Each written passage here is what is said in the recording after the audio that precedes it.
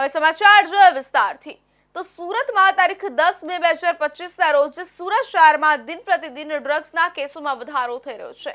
Police સતત કાર્યવાહીમાં હોય છતાં ડ્રગ પેડલરો નવા માર્ગોથી નશો ફેલાવવાનો પ્રયાસ કરતો હોવાના ચિંતાજનક સંજોગોમાં સુરત ક્રાઇમ બ્રાન્ચે એક વધુ મોટી સફળતા મેળવતા બે ડ્રગ્સ પેડલરને ઝડપી પાડી છે અને આશરે 50 લાખથી વધુ મૂલ્યનો હાઇબ્રિડ ગાંજાનો જથ્થો કબજે કરવામાં આવ્યો છે। સુરત ક્રાઇમ બ્રાન્ચને ગુપ્ત માહિતી મળી હતી કે બે શખ્સ શહેરના વિવિધ વિસ્તારોમાં હાઇબ્રિડ ગાંજાની હેરાફેરી કરી રહ્યા છે। આ માહિતીના આધારે પોલીસે વ્યૂહરચના ઘડી છટકું લગાવી અને બંને શખ્સોને રંગે હાથ પકડ્યા હતા। તેમની પાસેથી મોટી જથ્થામાં ઉચ્ચ ગુણવત્તાવાળો ગાંજો મળી આવ્યો હતો, જે આંતરરાષ્ટ્રીય બજારમાં 50 લાખથી વધુ મૂલ્યનો હોવાનું પોલીસનું અનુમાન છે। પોલીસના સૂત્રોએ જણાવ્યું હતું કે પકડાયેલા બંને પેડલરો શહેરના યુવાનોને લક્ષ્ય બનાવીને સ્કૂલ, કોલેજ અને હોસ્ટેલ વિસ્તારમાં નશો પહોંચાડતા હતા। તેઓ હાઇબ્રિડ ગાંજાને આધુનિક પદ્ધતિથી પેક કરી તેમાં પીછાણ છુપાવવાનો પણ પ્રયાસ કરતા હતા। પોલીસે હાલમાં તેમની પૃષ્ઠભૂમિ, સંપર્કો અને સમગ્ર નેટવર્ક અંગે તપાસનો ધમધમાટ શરૂ કર્યો છે। સુરત શહેર ક્રાઇમ બ્રાન્ચ દ્વારા નોટ ડ્રગ સુરત સિટી અભિયાન અંતર્ગત સુરત ક્રાઇમ બ્રાન્ચ દ્વારા ડ્રગ વેચનાર માફિયાઓ વિરુદ્ધ સતત એમના ઉપર સર્વેલન્સ રાખી અને એમને શોધીને કેસ કરવામાં આવી રહ્યા છે।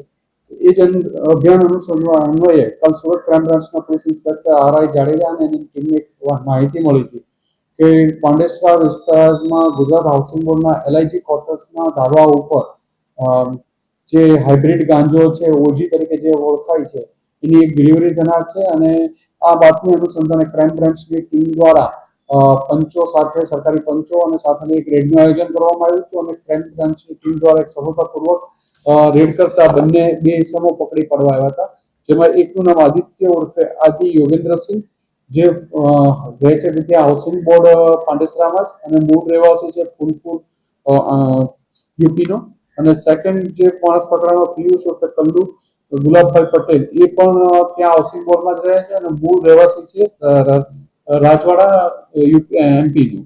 આ બંનેના કબજામાંથી 2 કિલો જેટલું ઓજી એટલે કે હાઇબ્રિડ ગાંજો મળ્યો હતો, જેની અંદાજિત કિંમત 60 લાખ રૂપિયા થાય છે અને આ બંને હાઇબ્રિડ ગાંજો વેચવાનો પ્રયત્ન કરતા હતા। એ દરમિયાન બંનેને પકડી પાડવામાં આવ્યા છે। આ લોકોની પૂછપરછ દરમિયાન આ ક્યાંથી લાવવામાં આવ્યો છે, કોને આપવાના હતા, એ બાબતમાં પણ તપાસ ચાલી રહી છે।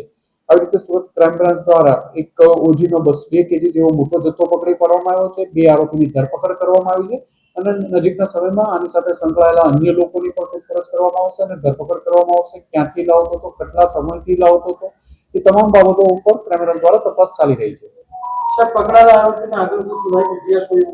અત્યાર સુધી જે બંને આરોપી પકડાયેલા છે એની પૂછપરછમાં કોઈ એનો ગુનાહિત ઇતિહાસ મળી નથી આવ્યો, પણ એમની પૂછપરછ બંનેની ચાલુ છે। બંને આરોપીઓને ન્યાયિક કસ્ટડીમાં લઈ વધુ પૂછપરછ માટે રિમાન્ડની તૈયારી થઈ રહી છે। સુરત ક્રાઇમ બ્રાન્ચ હવે તપાસમાં અન્ય જોડાયેલા શખ્સો, સપ્લાય ચેઇન અને ટેકનોલોજીનો ઉપયોગ કરીને કાયદાના જાળમાં નાખવાનું કામ શરૂ કરી દીધું છે। ભારત અને પાકિસ્તાનની વચ્ચે તણાવભરી સ્થિતિના પગલે દેશભરના રેલવે સ્ટેશન